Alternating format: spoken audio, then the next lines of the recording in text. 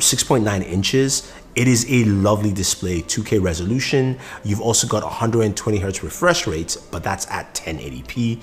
Plus, this device itself has touch sampling of 240 Hz, so which means when you're gaming, like I will be, and you see that in our next video, this thing is truly smooth and amazing. Now, in terms of internals, this is powered by the Snapdragon 865 processor. We've seen that this processor can shoot in 8K, and yes, this device can. We'll get to that in a second. But the 865 processor promises a lot of fun features, especially for gaming.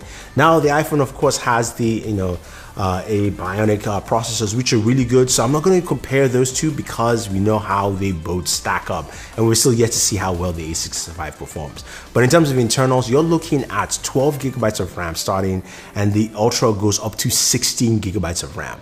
But in terms of storage though, this is where it beats the iPhone. iPhone starts at 64. This starts at 128. Will go next level up to 512. And you can expand it with a 1 terabyte SD card because it still has an SD card slot in here. So that part is really cool. Now, when we flip devices to the back, this is where you guys are waiting for. Now, the iPhone has a triple camera setup. We know that. It looks pretty nice. It's 12 megapixels. And of course, now you can shoot with multiple cameras at the same time with that, of course, third-party app. But the iPhone is well known for its cameras taking great low light photos, as well as also video. Now, the S20 Ultra comes in with a triple camera setup. First, it has a 108 megapixel main sensor. This is a massive sensor in here, and this sensor gives you a ton of features. So the S20 Ultra gives you 3 times more low light capability than the S10 because, of course, of the nano binding of all the pixels. You've got multi-ISO composition. So there are a ton of things that it actually does. We'll have to see that when we do the camera test.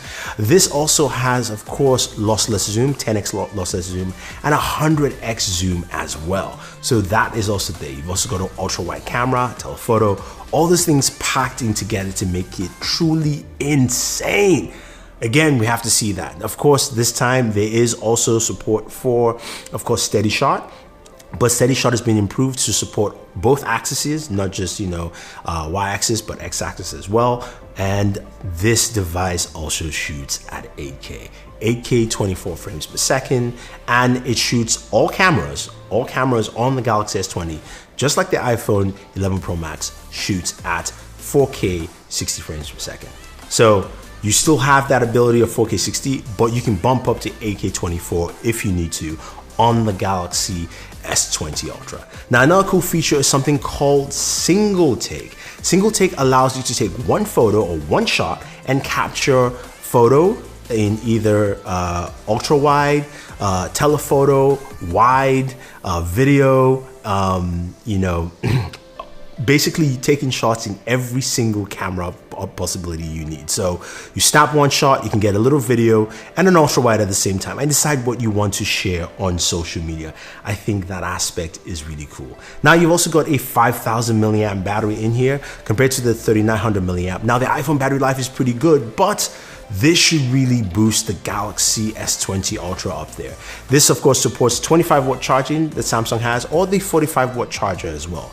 Now, Samsung also has reverse wireless charging on those brand new Samsung Galaxy Buds Plus, so you can use it with that. The iPhone doesn't have any form of reverse wireless charging. Both devices do have wireless charging, and of course, both of them are IP rated as well. Now, when it comes to gaming, as you'd expect, the iPhone is a good gaming device, does heat up pretty well, so that's just something to take note. The Galaxy has, of course, special cooling, as they usually do every year, but again, going back to that display, 120 Hertz, and of course, 240 Hertz touch sampling with this device, and a lot of RAM, 12 gigs of RAM starting, 16 gigabytes of RAM on the Ultra. It's the only device that goes up to 16 gigabytes of RAM, so that is truly insane. So when we're playing all our games, but the cool thing about it is that now you can lock in 5 applications that will constantly start whenever you switch out. So basically, you can lock in all your games, and while you're gaming, you can go and do other things and come right back and continue at the spot where you stop without, because you've got so much RAM to use. Now they're actually tying it in there to actually do a lot of stuff with this device. And here's the big kicker, compared, of course, to the iPhone 11 Pro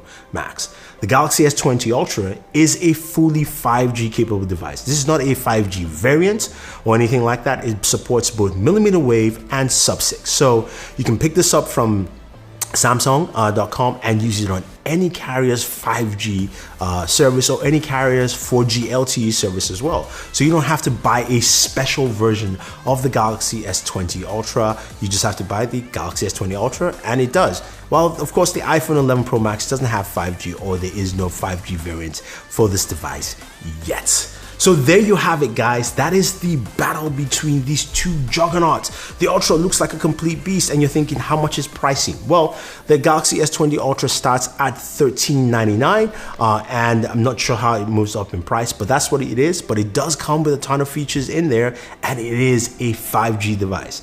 Let me know what you think, and also what kind of videos you'd like to see. I'll be doing my gaming video. I'll also be doing some more videos on the camera itself. We'll do a camera walkthrough for you guys. But is anything you want to see, leave your thoughts down below. Don't forget to like, share, subscribe, and always enjoy your entertainment.